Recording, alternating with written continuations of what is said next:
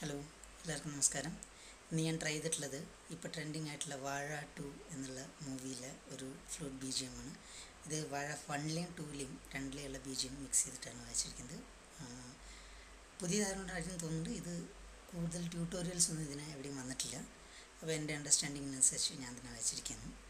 നോക്കാം എങ്ങനെ വന്നിട്ടുണ്ട്.